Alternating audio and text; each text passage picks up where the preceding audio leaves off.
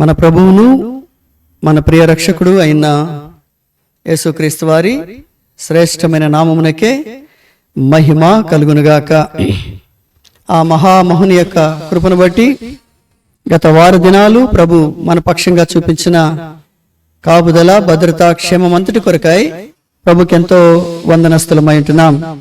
తిరిగి ప్రభు మనకు అనుగ్రహించిన తన మహాకృపను బట్టి ఈ రాత్రికాల సమయంలో దైవ సన్నిధిని మరొకసారి పెనియల్ తరపున ఈ యొక్క పెనియల్ సందేశం అనబడిన ఈ శ్రేష్టమైన సువార్త కార్యక్రమంలో మనం పాల్పొంపులు పొందటానికి ప్రభు ఇచ్చిన కృపను బట్టి ప్రభుకెంతో వందనస్తులమై ఉంటున్నాం. తిరిగి కూడికను మనం ప్రార్థనతో ప్రారంభించుకుందాం.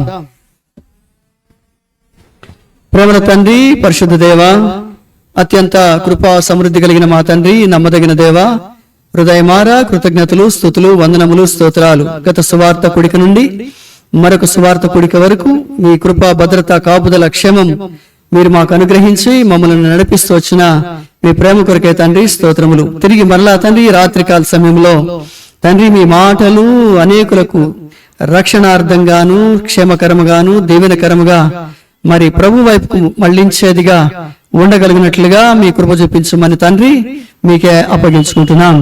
ఈ కూడిక ఆద్యంతం మీ అధ్యక్షతన, మీ ఆధిపత్యమున జరిగించుకోనండి ప్రభా. మరి కరెంట్ సిస్టమ్, సౌండ్ సిస్టమ్ అంతటిని, లైవ్ సిస్టమ్ అంతటిని ఆపరేట్ చేసిన బిడ్డని జ్ఞాపకం చేసుకోనండి. అప్పటికి రావాల్సిన పూర్ణ బహుమానము, దీవెన, ఆశీర్వాదం దయచేయండి. రాగలిగిన మా బిడ్డలు తండ్రి లైవ్ లో మాతో కూడా తండ్రి ఈ సువార్త కుడికలో పాల్పొంపులు పొందిన ప్రియబిడ్డలందరి కొరకై కృతజ్ఞతలు, వందనములు, స్తోత్రాలు. ఎవరికి విమోచన, ఎవరికి విడుదల, ఎవరికి రక్షణ ప్రభా పరమండలము నుంచి మీరు అనుగ్రహించి మీ కార్యాన్ని నూతన పరచమని మరొకసారి మమ్మల్ని మీ కృపగల హస్తాలకు అప్పగించుకుంటూ యేసుక్రీస్తు మా రక్షకుని నామంలో స్తుతించి ప్రార్థిస్తున్నాం మా తండ్రి, ఆమేన్. పాట పాడుకుందాం.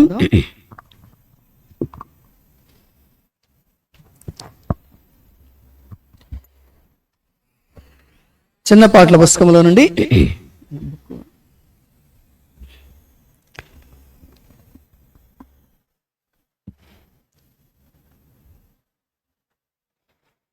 పన్నెండవ పాట పాడుకుందాం. చిన్న పాటల పుస్తకంలో నుండి 12వ పాట.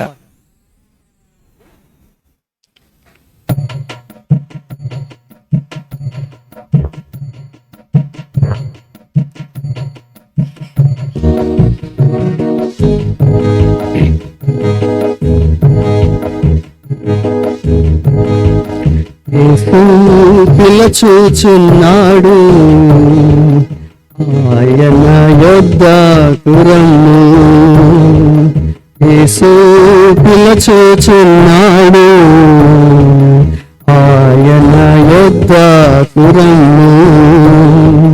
సోదర సోదరి రమ్ము, నీ జీవితం మారిపోవున్. సోదర సోదరి రమ్ము, నీ జీవితం మారిపోవున్. దీన మనసుతో రమ్ము, ధన్యుడవై నీవు పొమ్ము. దీన మనసుతో రమ్ము, ధన్యుడవై నీవు పొమ్ము. యేసు పిలచూచున్నాడు ఆయన యొద్దకు రమ్ము. లోకములో ఎవ్వరు ఇవ్వనిది, ఈ లోకములో ఎచ్చట దొరకనిది, శాంతి, నెమ్మది, సమాధానం, సంతోషానందం. లోకములో ఎవ్వరు ఇవ్వనిది, ఈ లోకములో ఎచ్చట దొరకనిది, శాంతి, నెమ్మది, సమాధానం, సంతోషానందం. యేసు మాత్రమే ఇచ్చున్, యేసుని యొద్దనే దొరుకున్. యేసు మాత్రమే ఇచ్చున్, యేసుని యొద్దనే దొరుకున్. యేసు పిలచుచున్నాడు, ఆయన యొద్దకు రమ్ము. యేసు పిలచుచున్నాడు, ఆయన యొద్దకు రమ్ము. ఎంత ఘోర పాపులనైనా క్షమించును యేసు ప్రభువు, ఎలాంటి వ్యాధులనైనా స్వస్థపరచును యేసు ప్రభువు. ఎంత ఘోర పాపులనైనా క్షమించును యేసు ప్రభువు, ఎలాంటి వ్యాధులనైనా స్వస్థపరచును యేసు ప్రభువు. యేసు మాత్రమే నిన్ను క్షమించి స్వస్థపరచును. యేసు మాత్రమే నిన్ను క్షమించి స్వస్థపరచును. యేసు పిలచుచున్నాడు, ఆయన యొద్దకు రమ్ము. యేసు పిలచుచున్నాడు, ఆయన యొద్దకు రమ్ము. ఎన్నడూ ఆకలిగొనని జీవాహారం నీకిచ్చున్, ఎన్నడూ దప్పిగొనని జీవాజలము నీకిచ్చున్, ఎన్నడూ ఆకలిగొనని జీవాహారము నీకిచ్చున్, ఎన్నడూ దప్పిగొనని జీవాజలము నీకిచ్చున్. యేసు మాత్రమే ఇచ్చున్, యేసుని యొద్దనే దొరుకున్. యేసు మాత్రమే ఇచ్చున్, యేసుని యొద్దనే దొరుకున్. యేసు పిలచుచున్నాడు, ఆయన యొద్దకు రమ్ము. యేసు పిలచుచున్నాడు, ఆయన యొద్దకు రమ్ము.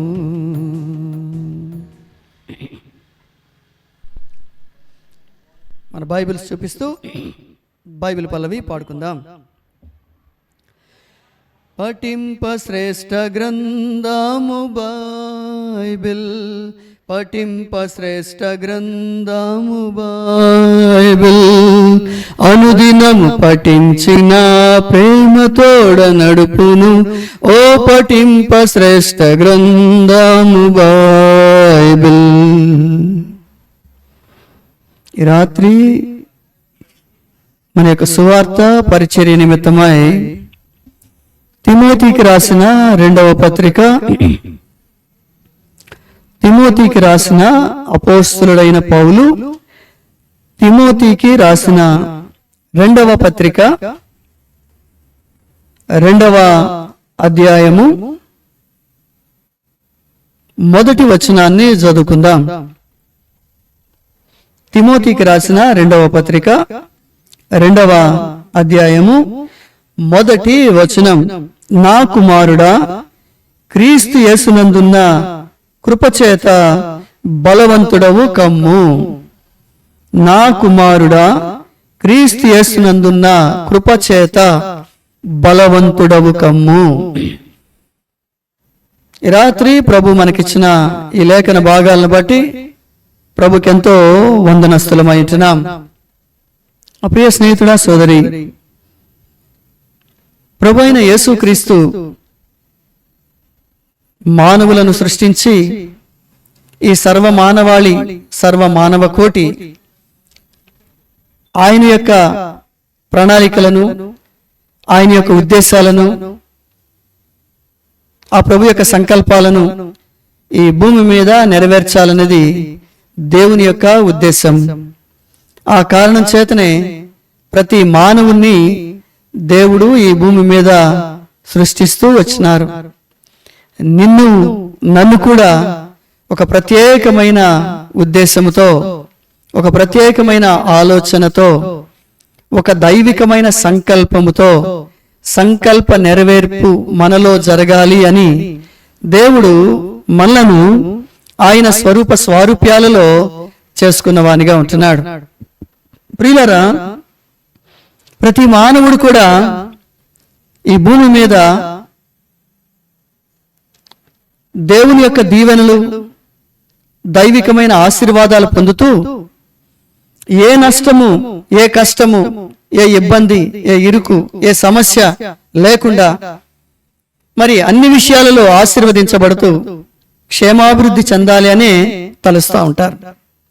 పేదవాడేమి, గొప్పవాడేమి, మధ్య తరగతి వ్యక్తి ఏమి, మరి ఉన్నత ఉద్యోగ బాధ్యతలు కలిగిన వ్యక్తి గాని, మరి చిన్న పని చేసుకుంటూ జీవించే వ్యక్తి గాని, మరి కూలీనాలి చేసుకుంటూ జీవించే వ్యక్తి గాని, ఎవరైనా సరే తమ బ్రతుకు బాగుండాలని, తమ జీవితం క్షేమకరంగా ఉండాలని, ఏ కొరత కొదువు లేకుండా మంచిగా తన జీవితం, తన కుటుంబ జీవితం కొనసాగిపోతూ ఉంటే చాలు అని ప్రతి ఒక్కరు కూడా భావించేవారుగా ఉంటారు. ఏ సమస్య, ఏ శోధన, ఏ ఇబ్బంది, ఏ కష్టము, నష్టము తమ జీవితాలలో లేకుండా మరి సాఫీగా జీవితం వెళ్ళిపోతుంటే బాగుంటుంది అని తలస్తారు. కనుక ఉదయాన్నే లేచినప్పుడు కూడా ప్రతి మానవుడు ఈ రోజంతా నా జీవితం సాఫీగా సాగిపోతే, నా కుటుంబ జీవితం ప్రశాంతంగా, ఏ గొడవలు, ఏ ఇబ్బందులు, ఏ ఆటంకాలు, ఏ అభ్యంతరాలు లేకుండా మంచిగా కొనసాగిపోతే చాలు అని ప్రతి మానవుడు కూడా భావించేవానిగా ఉంటారు. అది దేవుని యొక్క సంకల్పం కూడా. దేవుడు కూడా ప్రతి మానవుడి భూమి మీద ఎంతో ఆశీర్వాదకరమైన, మరి క్షేమకరమైన, దీవెనకరమైన జీవితం మానవుడు జీవించాలనేదే దేవుని యొక్క ఉద్దేశం. కష్టాలలో, బాధలలో, శ్రమలలో, ఇబ్బందులలో, మరి నష్టాలలో మానవుడు జీవించాలి అనేది దేవుడు ఎప్పుడు కూడా కోరుకున్న విధానం అనేది దేవునిలో మనం చూడం. కనుక ప్రతి మానవుడు కూడా దీవెనకరమైన, ఆశీర్వాదకరమైన జీవితమే జీవించాలి అనేది దేవుని యొక్క ఉద్దేశం. అయితే ప్రియులారా, మరి ఒక మానవుని విషయంలో దేవుడిన్ని సంకల్పాలు కలిగి ఉండి కూడా ఆ మానవుడు ఎందుకని మరి తన ఉద్దేశం మంచిగా ఉండాలని, దేవుని ఉద్దేశం కూడా మంచిగా ఉండాలని, మరి ఈ ఉద్దేశాన్ని ఎందుకని చేరుకోలేకపోతున్నాడు, ఈ ఉద్దేశాన్ని ఎందుకని అధిగమించలేకపోతున్నాడు, ఆ స్థాయికి వెళ్ళకపోతున్నాడు, మధ్యలోనే పతనం అయిపోతా ఉన్నాడు. ఎందుకని అంటే ప్రియులారా, మానవుని జీవితపు మొత్తంలో, మానవుని జీవిత నిర్మాణము మొత్తంలో కూడా, లేదా మానవుని జీవితంలో ఏదో ఒకటి, బాగా వినండి, ఏదో ఒక బలహీనత ఆ వ్యక్తిని వెళ్తా ఉంటుంది. అన్ని బలం కలిగిన పరిస్థితులే ఒకవేళ ఉండవచ్చు అతని జీవితంలో, కానీ ఏదో ఒక్క బలహీనత ఆ వ్యక్తి జీవితంలో ఉంటుందండి. తిమోతికి రాసిన 2వ పత్రిక 2వ అధ్యాయంలో, నా కుమారుడా, క్రీస్తు యేసునందున కృపచేత బలవంతుడుగా నువ్వు ఉండాలి అంటే, ఏ బలహీనత నిన్ను ఏలనివ్వకూడదు, ఏ బలహీనత నీ మీద అధికముగా ఉండకూడదు, ఏ బలహీనత నిన్ను తన స్వాధీనములోనికి తీసుకోకూడదు. ఇది దేవుని యొక్క ఉద్దేశం. ప్రియులారా, నీ జీవితం నువ్వు కోరుకున్నట్లుగా కాకుండా, దేవుడు కోరుకున్నట్లుగా కాకుండా మధ్యాంతరంగా ముగిసిపోవటానికి, అనేక శ్రమల పాలు, అనేక కష్టాల పాలు, అనేక నిందల పాలు, అనేక అవమానాల పాలు అయిపోవటానికి గల కారణం ఏంటో తెలిసినా, నీలో ఉన్న ఆ ఒక్క బలహీనత, ఒక్క బలహీనత నీ జీవితపు మరి ఆ యొక్క పటాన్నే మార్చివేస్తుంది, నీ జీవన విధానాన్నే మార్చివేస్తుంది, నీ భవిష్యత్తుని తల్లకిందులుగా చేసేస్తుంది. ఆ ఒక్కటి దాన్ని గనక నువ్వు జయించగలిగితే ఈ భూమి మీద నువ్వు వర్ధిల్లుతావు. ప్రియులారా, నువ్వు జయించలేని ఆ బలహీనత మీద నీకు బలాన్ని ఇవ్వటానికి వచ్చిన బలవంతుడైన దేవుడు ప్రభు అయిన యేసుక్రీస్తు వారు. ఈ రాత్రి బైబిల్ గ్రంథంలో నుంచి ఒక వ్యక్తిని క్లుప్తముగా ధ్యానం చేద్దాం. న్యాయాధిపతుల గ్రంథము చూద్దాం. న్యాయాధిపతుల గ్రంథము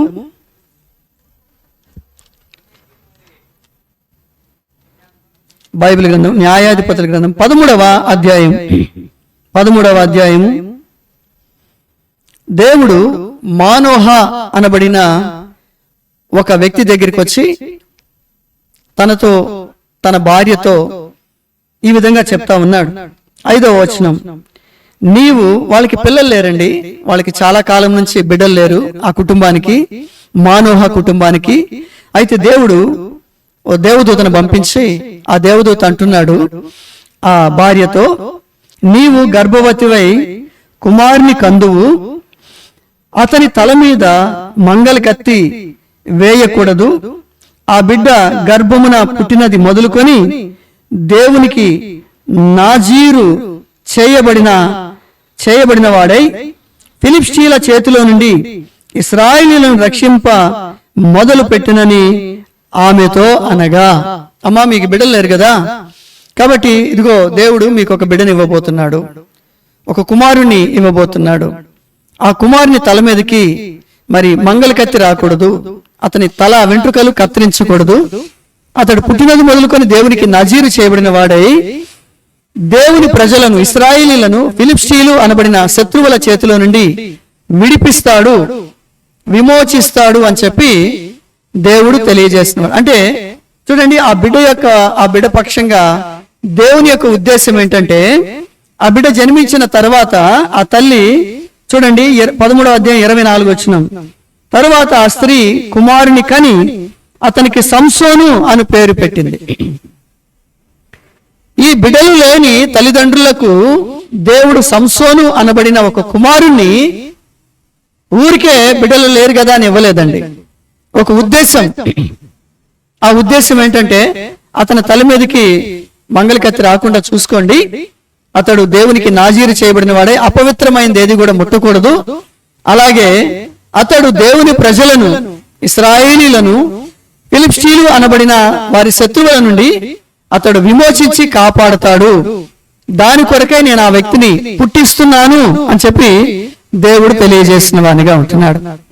నా ప్రియ స్నేహితుడా, సోదరి, ఇదే మాదిరి నీ విషయంలో, నా విషయంలో, మనుషులందరి విషయంలో దేవుడు కలిగి ఉన్న ఉన్నతమైన ఉద్దేశము, ఉన్నతమైన ఆలోచన, తలంపు ఇదై ఉంటా ఉన్నది. అదేమనగా, ఏదో ఒక ఉద్దేశం, ఏదో ఒక ఆలోచన, ఏదో ఒక తలంపు కలిగి దేవుడు ప్రతి మానవుని కూడా ఆయన సృష్టిస్తున్న వానిగా ఉంటున్నాడు. ప్రతి మానవుని విషయంలో దేవుని యొక్క ఉన్నతమైన ఉద్దేశము, దేవుని యొక్క ఉన్నతమైన ఆలోచన అదై ఉంటా ఉంది.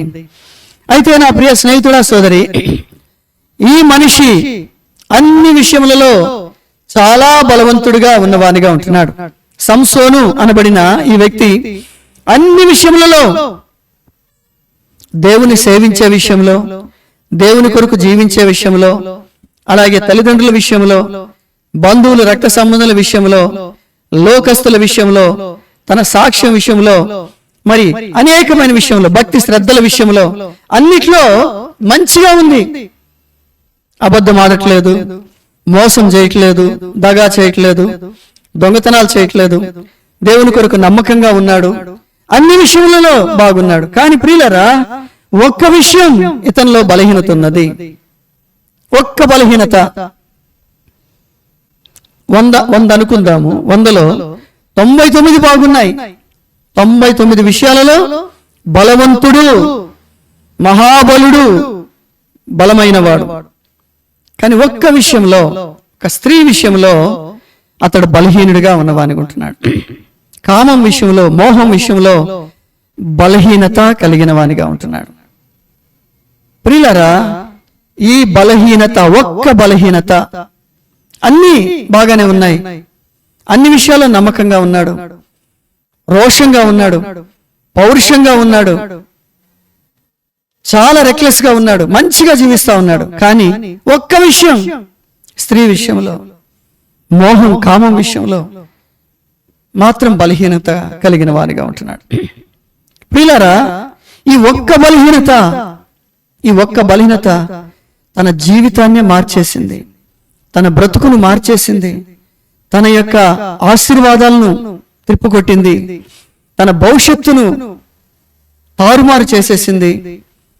దేవుడు తనను పుట్టించిన ఉద్దేశాన్ని ఎందుకు పనికి రాకుండా చేసేసింది, నెరవేరకుండా చేసేసింది, తనకు ఒక భవిష్యత్తు లేకుండా చేసేసింది, ఒక దీవెన ఆశీర్వాదం లేకుండా చేసేసింది. ఒకే ఒక్క బలహీనత, ఆ శరీర కోరికల విషయంలో, శరీర విషయంలో జయించలేని స్థితి తనను అనేకులకు లోబరుచుకుంటూ వచ్చేసింది. ఒక స్త్రీ కాదు, అనేక స్త్రీలకు అతడు లోబడిపోయిన వానిగా ఉంటున్నాడు, బలహీనుడైపోయిన వానిగా ఉంటున్నాడు. ప్రియులారా, తుదకు ఇతని పరిస్థితి ఎలాగైపోయింది అంటే చూడండి, 16వ అధ్యాయము, న్యాయాధిపతుల గ్రంథము 16వ అధ్యాయం 16వ వచనం. ఆమె అనుదినము మాటల చేత అతన్ని బాధించి తొందర పెట్టుచున్నందున, డెలీలా అనే ఒక వ్యక్తికి కూడా, ఒక స్త్రీకి కూడా ఈ వ్యక్తి లోబడిపోయిన వానిగా ఉంటున్నాడు. కాబట్టి ఫిలిష్తీయుల స్త్రీలకు, అలాగే ఇశ్రాయేలు స్త్రీలకేమి, తర్వాత మరి అన్యుల స్త్రీలకేమి, ఇక ఒకటని లేదు, ఇక వీళ్ళు వాళ్ళని లేదు. తనలో ఉన్న కోరికను బట్టి, తనలో ఉన్న ఆశను బట్టి ఎవరు దొరికితే వాడు, ఇక ఎవరు పడితే వాళ్ళు అన్నట్లుగా తన బ్రతుకును దిగజారుస్తూ వచ్చింది. అన్ని విషయములలో బలవంతుడే, అన్ని విషయములలో బలంగా ఉన్నాడు, కానీ స్త్రీ విషయంకి వచ్చారికే అతడు బలహీనుడైపోయిన అనుకుంటున్నాడు. ప్రియులారా, చివరికి అతని బలహీనత డెలీలా అనే ఒక స్త్రీ చేతిలో ఎలాగ దిగజారిపోతూ వచ్చిందంటే చూడండి, 16వ వచనం. ఆమె అనుదినము మాటల చేత అతన్ని బాధించుచు విసిగిస్తూ వచ్చింది. ఏంటి ప్రియులారా, ఏ బలహీనత అయితే మనం కలిగి ఉంటామో ఆ బలహీనతనే సాతాను వాడుకొని మన బలమంతా మనలో నుండి తీసేయటానికి ప్రయత్నం చేస్తాడు, మన గౌరవం అంతా తీసేయటానికి ప్రయత్నం చేస్తాడు, మన స్థితి అంతటిని తీసేయటానికి ప్రయత్నం చేస్తాడు, మన స్థాయిని తీసేయటానికి ప్రయత్నం చేస్తాడు, మన భవిష్యత్తును తీసేయటానికి ప్రయత్నం చేస్తాడు. మరలా చెప్పున, ఏ బలహీనత అయితే మనం కలిగి ఉంటామో ఆ బలహీనతను సాతాను ఆధారం చేసుకొని మన బలాన్నంతటిని మనలో నుండి తీసివేస్తాడు, మన భవిష్యత్తును మనలో నుండి తీసివేస్తాడు, మన యొక్క గౌరవాన్ని మనలో నుండి తీసివేస్తాడు, మన స్థితిగతులను మనలో నుండి తీసివేస్తాడు, మన స్థాయిని మనలో నుండి తీసివేస్తాడు.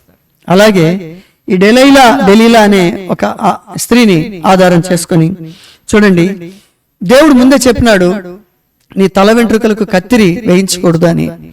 ఇప్పుడు ఈ స్త్రీ ఏం చేస్తుందంటే, చెప్పు నీ బలం ఎక్కడుంది, నీ బలం దేనిలో దాగి ఉందని రోజు పీడిస్తా ఉంది.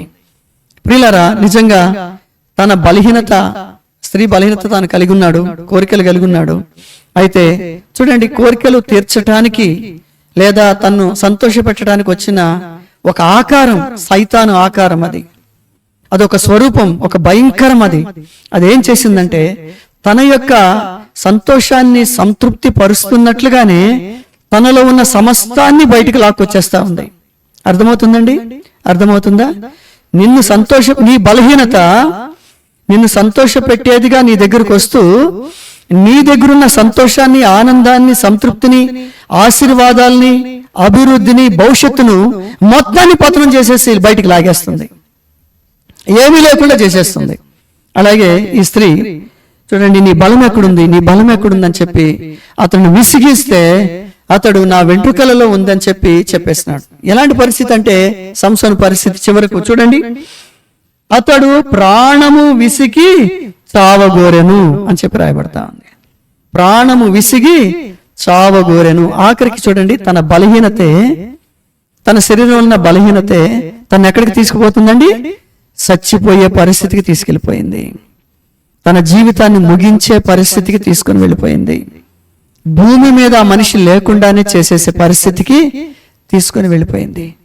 నా ప్రియ స్నేహితుడా, సోదరి, రాత్రి దేవుని వాక్యాన్ని వింటున్న నీవు ఏ బలహీనత నీలో ఉంది, ఏ బలహీనత నిన్ను ఏల్తా ఉంది, ఏ బలహీనత నిన్ను స్వాధీనపరుచుకుంటా ఉంది, ఏ బలహీనత నిన్ను అపవిత్రపరుస్తా ఉంది, ఏది నిన్ను దిగజారుస్తా ఉంది, సిగ్గు లేకుండా ఏ పనైనా చేయటానికి నిన్ను దిగజారుస్తూ ఉంది, లోబర్చుకుంటా ఉంది. ఒకసారి ఆలోచన చేయి. అదే నీ బ్రతుకుకు ముగింపేమో, అదే నీ జీవితానికి ముగింపు అయిపోతుందేమో, అదే నీ బ్రతుకును నాశనం చేస్తుందేమో, భవిష్యత్తు లేకుండా చేస్తుందేమో, బజారు పాలు చేసేస్తుందేమో.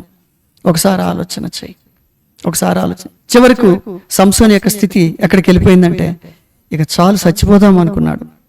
అంటే తన బలహీనత తన ప్రాణాన్నే తీసే స్థితికి వెళ్ళిపోయింది. అలాగే ప్రియులారా, పాత నిబంధన గ్రంథంలో ఆది కాండంలో యోసేపు అనే ఒక వ్యక్తి ఉన్నాడు. యోసేపు అనే వ్యక్తి ఉన్నాడు. ఇస్సాకు యొక్క కుమారుడు, పెద్ద కుమారుడు. యోసేపు యాకోబులు ఇద్దరు కుమారులు. ఈ యోసేపుకు అన్ని విషయాల్లో బలవంతుడు.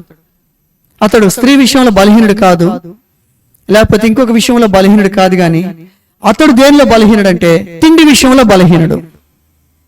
తిండి విషయంలో బలహీనుడు. అన్ని విషయాల్లో. ఇక్కడ సంసోను తిండి విషయంలో బలహీనుడు కాదు, స్త్రీ విషయంలో బలహీనుడు. అయితే అక్కడ ఈ యోసేపు స్త్రీ విషయంలో బలహీనుడు, బలవంతుడు, దాన్ని ఈజీగా జయించేసినవాడు. కానీ తిండి విషయంలో బలహీనుడు. ఆ కారణాన మంచి ఆకలిగా ఉన్నప్పుడు యాకోబు చక్కని చిక్కుడుకాయల కలగూర వంటకం చేసుకుంటా ఉంటుండగా తన దగ్గరికి వచ్చి, నేను ఆకలితో చచ్చిపోతున్నాను, నాకు నువ్వు వండుకున్న ఆహారం నాకు పెట్టు, నీకు ఏం కావాలంటే అది ఇచ్చేస్తానన్నట్లుగా మాట్లాడినాడు. అప్పుడు యాకోబు, నీ జ్యేష్ఠత్వం అంటే పెద్ద కుమారుని స్థానం నాకు ఇచ్చేయి, నేను నీకు ఆహారం ఇస్తానంటే అతడు, నేను చావబోతున్నాను, నాకు జ్యేష్ఠత్వం పెద్ద కుమార స్థాయి నాకెందుకని చెప్పేసి ఆహారం కోసం తన స్థాయిని కోల్పోయిన వానిగా ఉంటున్నాడు, దిగజారిపోయిన వానిగా ఉంటున్నాడు. పెద్ద కుమారునిగా ఉండవలసిన స్థితిలో నుంచి పూర్తిగా దిగజారిపోయి తండ్రి ఆశీర్వాదాలు కోల్పోయినాడు, తండ్రి దగ్గర నుంచి శాపాలు తెచ్చుకున్నాడు, దేశ దిమ్మరైపోయినాడు, దేవుని చేత దేవుని ఉగ్రతకు గురైపోయిన వానిగా ఉంటున్నాడు. ప్రియులారా, అలాగే నీలో ఏ బలహీనత ఉన్నది? యోసేపులో తిండి బలహీనత, సంసోనులో స్త్రీ బలహీనత, నీలో ఏ బలహీనత ఉంది? ఏది నిన్ను ఏల్తా ఉంది? జాగ్రత్త, అది నిన్ను ఎక్కడికైనా తీసుకొని పోతుంది. ఏ నీచ కార్యం చేయటానికైనా తీసుకొని పోతుంది, ఏ అసహ్యమైన కార్యం చేయటానికైనా తీసుకొని పోతుంది, ఏ అపవిత్రమైన కార్యం చేయటానికైనా తీసుకొని పోతుంది. నీకు భవిష్యత్తు లేకుండా చేస్తుంది, దేవుని చిత్తం నీ జీవితంలో జరగకుండా చేస్తుంది, దేవుని ఉద్దేశాలు సంకల్పాలు నీ జీవితంలో జరగకుండా చేస్తుంది. అట్టి బలహీనతతో పీడింపబడుతున్నావా? బంధించబడి ఉన్నావా? బలవంతుడైన దేవుడిగా ప్రభువైన యేసుక్రీస్తు వారి లోకానికి వచ్చినారు. ఆయన నిన్ను ఈ బలహీనత నుంచి విడిపించడానికి ఆయన సర్వశక్తివంతుడు. ఈ రాత్రే ఆ ప్రభువైన యేసుక్రీస్తు వారిని ఆహ్వానించు, ఆయన దగ్గర మోకరించు. ప్రభువా, ఇదిగో అయ్యా, నేను ఈ బలహీనతతో బహుగా బాధపడుచున్నాను, ఫలానా బలహీనత నన్ను బంధించి ప్రభువా ఒక లోకస్తునిగా, ఒక పాపిగా, ఒక అపవిత్రునిగా నన్ను చేసేసింది, గౌరవం లేకుండా చేస్తుంది, భవిష్యత్తు లేకుండా చేసేసింది, దిగజారు చేస్తుంది, అవమాన పాలు చేస్తుంది, నీకు విరుద్ధముగా పాపం చేసేటట్లుగా నన్ను ప్రేరేపిస్తుంది, నీ దీవెనల ఆశీర్వాదాలు పొందకుండా నన్ను దిగజారుస్తుంది. ప్రభువా, ఇదిగో ఈ బలహీనత నీ దగ్గర ఒప్పుకొనుచున్నాను, నీ శిలువ రక్తంలో నన్ను కడిగి పరిశుద్ధపరిచి తిమోతిని బలపరిచినట్లుగా క్రీస్తు కృపచేత బలవంతుడవు కమ్మని నాకు కూడా చెప్పు ప్రభువా, నన్ను కూడా బలపరచు. నేను ఈ బలహీనతను జయించి నీ కొరకు నిలబడగలుగులాగునా. ప్రభువా, సంసోను వలె పతనం కాకుండా, యోసేపు వలె పతనం కాకుండా నా బ్రతుకును నిలవబెట్టి ప్రభువా, నా బలహీనత నుంచి నాకు విడుదల కలిగించు, నన్ను విమోచించు, చక్కగా నిలబడగలిగినట్లుగా నన్ను చేయి ప్రభువా అని ఈ రాత్రి గనక యేసు ప్రభుని గనక నీవు ఆశ్రయించి నీ పాపాలను ఒప్పుకొని యేసు ప్రభు రక్తంలో గనక నువ్వు కడగబడితే బలవంతుడైన దేవుడు నిన్ను బలపరుస్తాడు. ఆయన నిన్ను బలపరిస్తే ఏ బలహీనతనైనా నీవు జయించగలవు. ఎక్కడ ఏ బలహీనతకు లోబడవు, బలహీనతల మీద విజయం పొందుతావు. నీ బలహీనత మీద నీవు విజయం పొంది ఉన్నావు అని ప్రభు ప్రకటిస్తాడు. ఆ గొప్ప విజయంలో నీ జీవితం దీవెనకరంగా, క్షేమకరంగా, సంతోషదాయకంగా కొనసాగుతుంది. అట్టి కృప ఆ ప్రభురక్షకుడే నీకు ప్రసాదించునుగాక.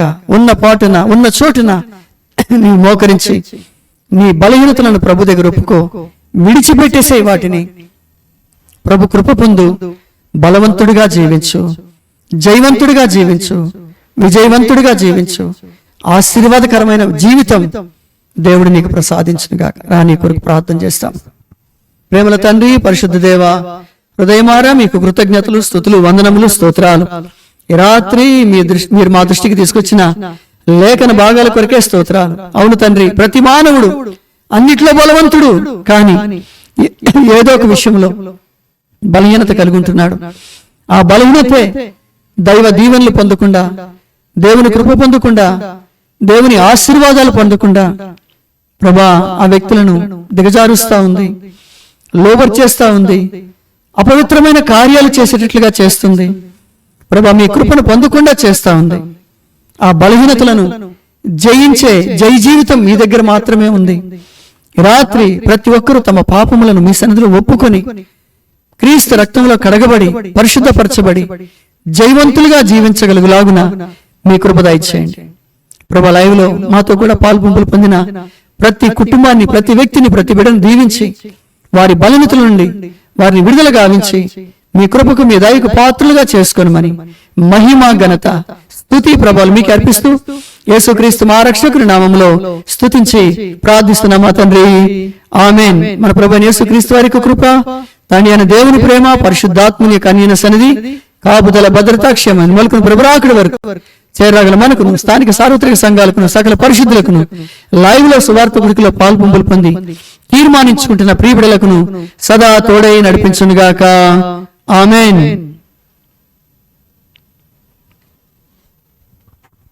మీకు అందరికీ ప్రభు అయిన యేసుక్రీస్తు వారి నామములో శుభములు తెలియజేస్తున్నామండి. మంచి జై జీవితం ప్రభు మీకు ప్రసాదించి అన్ని విషయాలలో విజయవంతులుగా దేవుడు మిమ్మల్ని నిలబెట్టుకొని తన నిత్య మహిమకు మిమ్ములను వారసులుగా చేసుకొనుగాక. తిరిగి మళ్ళా సువార్త కొడుకులో కలుసుకుందాం. అంతవరకు ఆ ప్రభురక్షకుడే మీకు తోడై నడిపించునుగాక. ఆమేన్.